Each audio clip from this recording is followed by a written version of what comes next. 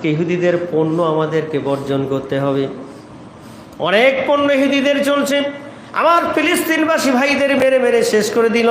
মা বোনেদেরকে নিয়ে ইজ্জত নিয়ে খেলা করে, ছোট ছোট মাসুম বাচ্চা কি অবস্থায় রাত দিন কাটাচ্ছে। আমরা ঈদ যাপন করছি, খুশি মানাচ্ছি, আমাদের বাড়িতে খাবারের কোনো অভাব নাই। আজকে ফিলিস্তিনে কি অবস্থা, গাজাবাসীদের কি অবস্থা। আজ ওই ফিলিস্তিনিদের, আজকে ইহুদিদের পণ্য যেগুলো মার্কেটে আছে, ওগুলো আমরা মুসলমান যদি ওগুলো গ্রহণ করি, ওগুলো হারাম বলা হয়েছে, ওই পণ্য ব্যবহার করা যাবে না।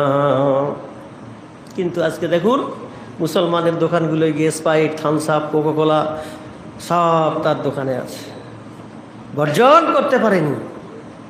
লাইফ বয় সাবান, ফেস ওয়াশ মেয়েরা ব্যবহার করে, হাজারো আইটেম।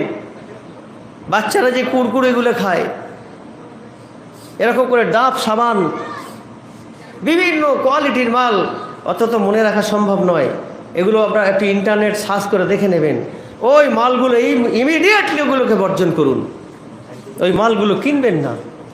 কেন না, আমরা ওই মালগুলো কিনে তারা উৎপন্ন করে দেশে চলে গিয়ে আর পিস্তল বন্দুক নিয়ে বোমা মেরে আমার জাত ভাইকে, আমার কওমকে শেষ করে দিচ্ছে। আমরা তাদের সাহায্য করব? আপনারা বলেন, করবেন সাহায্য?